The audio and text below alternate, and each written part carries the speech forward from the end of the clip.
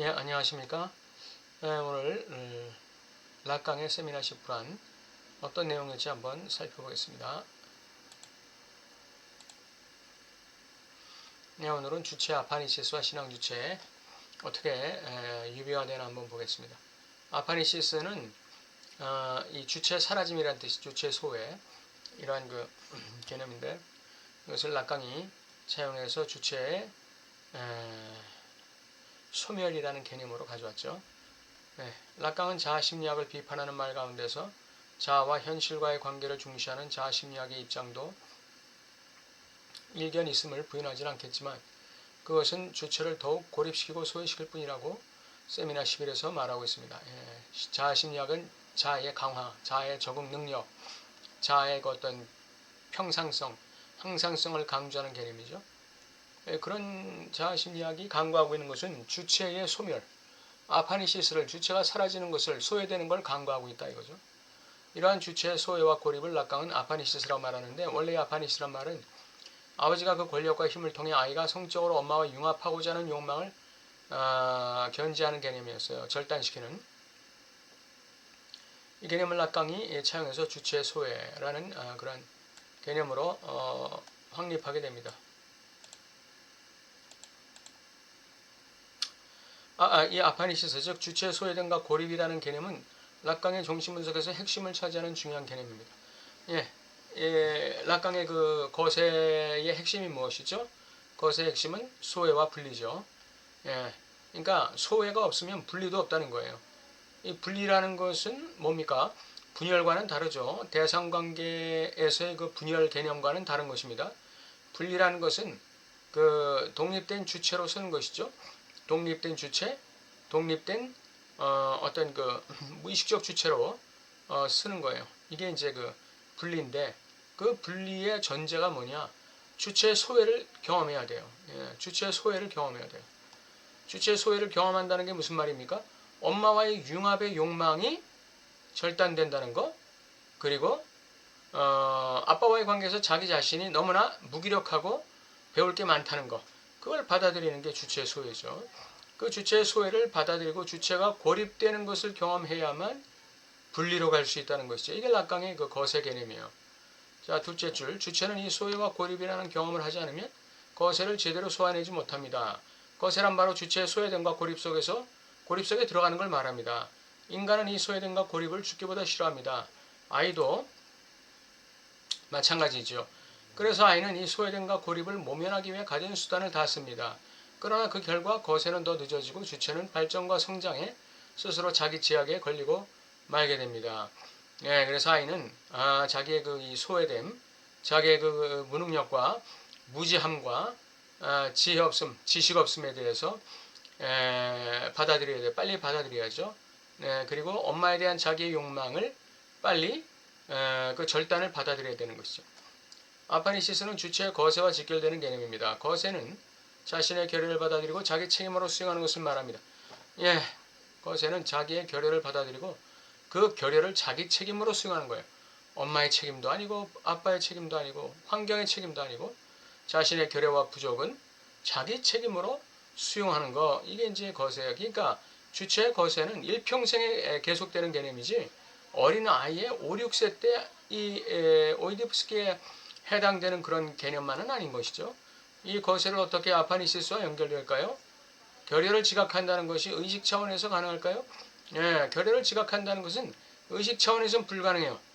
결여를 주체가 지각한다는 것은 무의식의 영역에서 가능하다. 어떤 상황에서 주체가 무의식의 영역으로 들어가 자신의 결여를 지각할까요? 어떤 상황?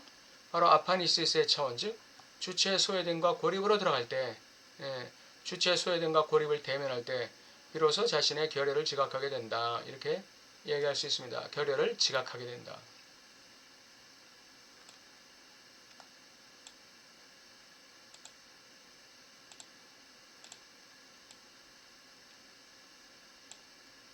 자신의 소외와 고립을 대면할 때. 인간은 살아가면서 수많은 아파니시스의 경험을 합니다. 환경적으로 내가 무능력하구나, 내가 무지하구나, 내가 너무나 도울 힘이 없구나 하는 그런 경험을 하게 되는 것이죠. 그리고 또 사회에서 배제되는 경험도 해요. 회사에서 그 파면당하거나 그런 그 공동체에서 또는 사회에서 조직에서 소외되는 경험을 하게 되는 것이죠. 그게 이제 그 아파네시스의 경험이에요. 그런데 문제는 일반적으로 대부분의 사람들은 이 아파네시스의 경험을 두려워합니다. 그래서 그걸 회피하고 어떻게 하든지 그걸 모면하고자 하는 것이죠. 그리고 그렇게 됐을 때 그걸 억압하는 거예요. 그 경험을. 그렇기 때문에 자신의 결의로 들어가지 못하게 돼요. 그 결과 거세를 경험해내지 못한다는 것입니다. 왜 거세를 경험해내야 될까요? 거세를 경험해야 진정한 주체로 설 수 있기 때문에 그렇습니다. 책임 있는 주체. 예.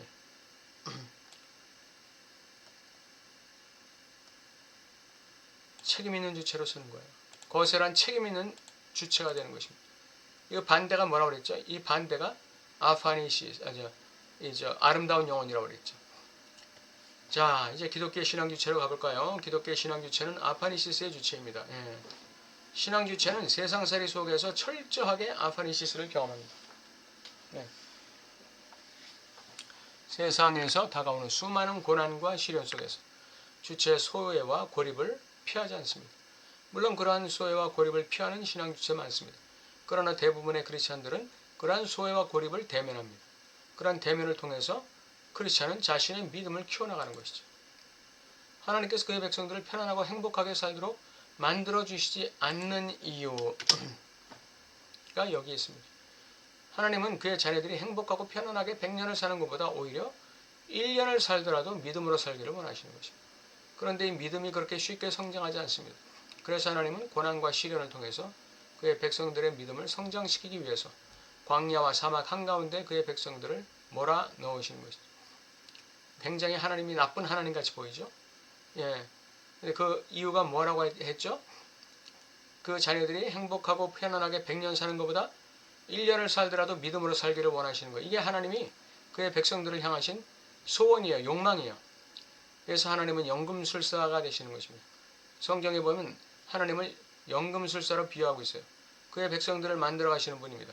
토기쟁이가 흙으로 빚어서 그릇을 만들듯이 하나님은 그의 백성들을 고난과 시련의 풀무불에서 만들어 가시는 거예요. 우리가 원하는 모습대로가 아니라 하나님이 원하시는 모습으로 말입니다. 이것이 하나님의 절대 주권이에요. 이 하나님의 절대 주권. 인간은 자기가 절대 주권을 행사하고 싶어 하죠. 그런데 머리털 하나도 희고 검게 못하는 인간이, 무력한 인간이, 무지한 인간이 절대 주권을 행사할 수 있겠어요? 예, 어불성설이죠. 토기가 토기쟁이에게 왜 나를 이 모양으로 만들었느냐고 흉문할 수 있겠느냐? 토기쟁이가 자기 원하는 대로 토기를 만들 권한이 없겠느냐? 이처럼 이스라엘이 나의 손에 있느니라. 이스라엘은 하나님 백성이죠. 하나님 백성. 나의 백성이 내 손 안에 있다 이거예요. 내 마음대로 만들겠다 이거죠. 하나님께서. 이 하나님의 절대 주권입니다.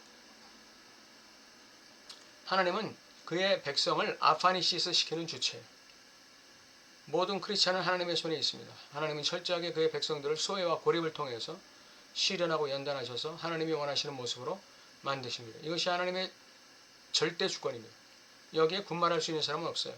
세상 사람들은 소외와 고립을 경험할 때 괴로워하고 원망하고 불평하고 분노하고 그러죠. 크리스찬들은 소외와 고립을 경험할 때 오히려 그걸 계기로 하나님께로 나가는 거예요. 그래서 하나님의 뜻을 구하고 진리를 깨닫는 데 집중합니다. 이것이 신앙의 힘이에요.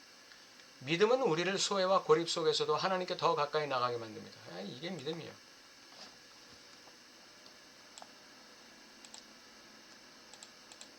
그리고 자신을 하나님께 의탁하고 의탁함으로써 하나님께서 자신을 하나님이 원하시는 대로 조성하시도록 만드시도록 허용합니다. 이것이 크리스찬이 하나님의 절대 주권을 인정하는 방식입니다. 크리스찬이 하나님의 절대 주권을 인정하는 방식. 이게 소외 속에서도 하나님을 긍정하고 하나님의 섭리를 받아들이는 것이죠. 그 안에서 자신의 자기됨을 발견해 나가는 거예요. 이게 신앙 주체가 됩니다. 신앙 주체들은 이 아파니시스에 굉장히 노출되어 있는 사람들입니다. 세상이 주체를 아파니시스 시킬 뿐 아니라 하나님께서 신앙 주체를 아파니시스 시키시는 경우가 굉장히 많거든요. 그래서 신앙 주체들은 이 아파니시스를 다루는 기술, 그 다루는 방식, 그 아파니시스 속에서 자기 자신을 책임있게 세워나가는 방식이 비신앙 주체와는 전혀 다른 것이죠.